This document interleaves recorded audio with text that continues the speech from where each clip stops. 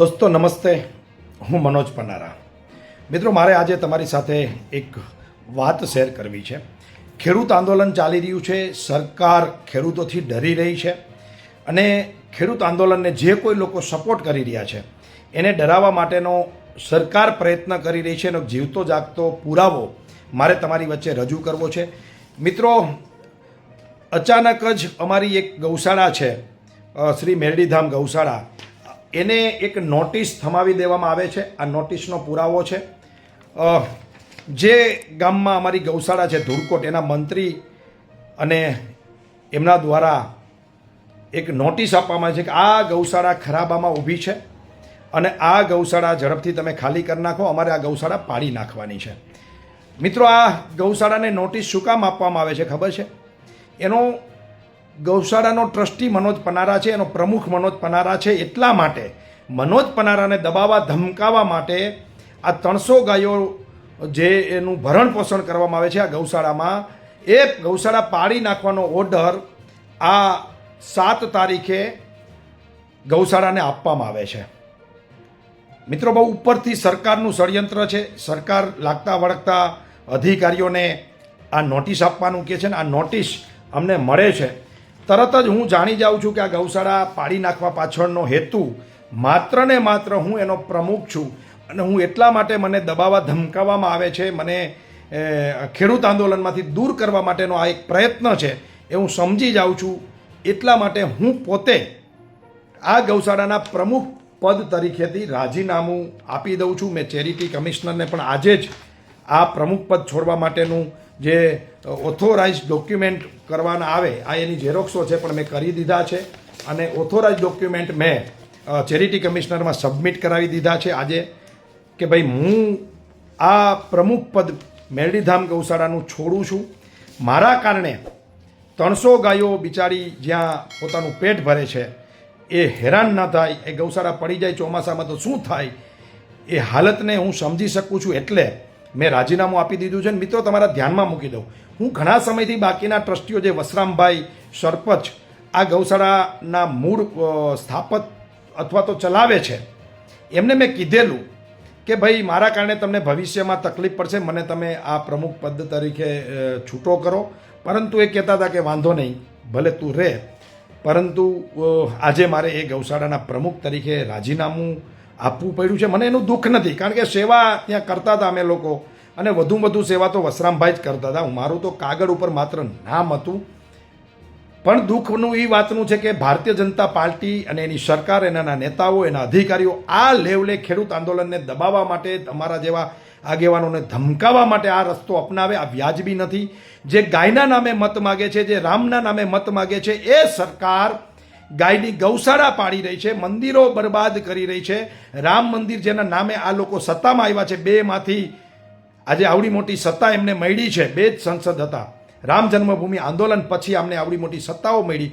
ગુજરાત સહિત અનેક રાજ્યોમાં રામના નામે આ લોકો સત્તામાં આવ્યા, કેન્દ્રમાં આવ્યા. એ જ રામ મંદિરમાંથી ચંદા ચોરી કરી રહ્યા છે, સોનાની ચાંદીની ઈંટો લૂંટી રહ્યા છે. જે ગાયને રાષ્ટ્રીય માતા બનાવી જોઈએ, કતલખાના વિરોધ કરીને જે સરકારો આ લોકોએ બનાવી છે ગાય માતાના નામે, એ ગાય માતાની ગૌશાળા પાડવાની આ જ લોકો નોટિસ કાઢી રહ્યા છે. માત્ર ને માત્ર મનોજ પનારા એનો પ્રમુખ છે. એટલા માટે મિત્રો, દુઃખ સાથે કહેવું પડે કે જો તમે ભાજપનો ગલપટો પહેરી લો તો તમને ડ્રગ્સ વેચવાની છૂટ, દારૂ વેચવાની છૂટ, તમામ પ્રકારના 2 નંબરના ધંધા કરવાની છૂટ, અને ભાજપનો નેતા કોઈ બળાત્કાર કરે અને જેલમાંથી છૂટે તો પણ એના સ્વાગત થાય.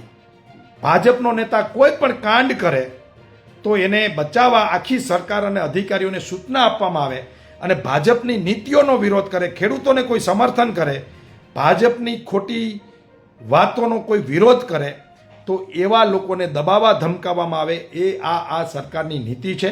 હું સરકારને, એના અધિકારીઓને, જેને પણ આ ષડયંત્ર કર્યું છે એને હું કહેવા માગું છું કે મનોજ પનારાને તમે દબાવી નહીં શકો, ધમકાવી નહીં શકો, ડરાવી નહીં શકો અને આંદોલનથી દૂર નહીં કરી શકો. હું આંદોલનમાં તન મન ધનથી છું, રહીશ અને મદદ કરીશ.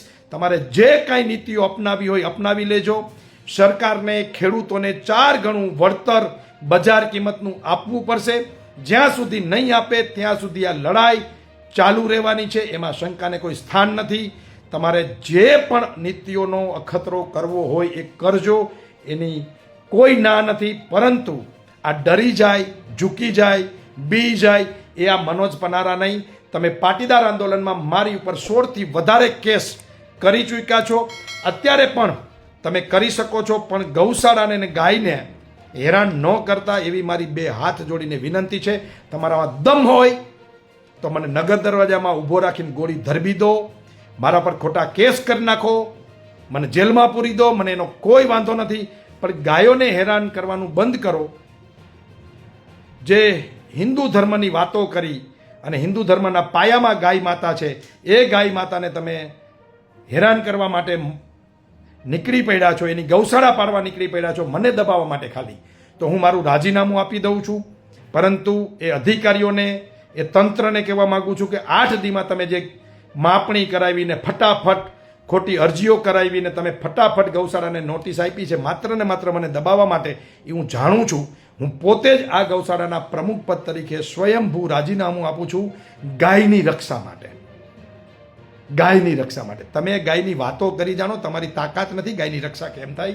એ તમારે મત માટે ગાય તમારે જોઈ છે, સેવા માટે ગાય નથી જોતી, એ અમે જાણીએ છીએ. તમે ડુપ્લિકેટ હિન્દુ સરકાર છો, તમે ડુપ્લિકેટ હિન્દુઓના નેતા છો, એ અમે જાણીએ છીએ. પણ આ પ્રજા જાણશે ને ત્યારે તમને જૂતા મારશે, જૂતા.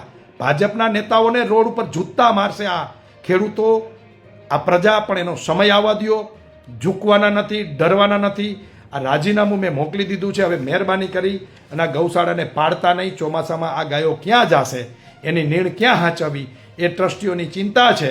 એટલે કોઈ મારા ટ્રસ્ટી મંડળને પણ વિનંતી છે કે કોઈ ભાજપનો મોટો નેતા આનો ટ્રસ્ટી બની જાય, જેથી કરીને આ ગૌશાળા બચી જાય. બીજી વાત, જ્યારે સરકાર બદલશે ને ત્યારે વ્યાજ સહિત એક અધિકારીઓનો, એક નેતાઓનો અને એક માણસનો હિસાબ કરવાનો છે અને છે. આ વાત યાદ રાખજો. અસ્તુ. જય હિન્દ, જય ભારત.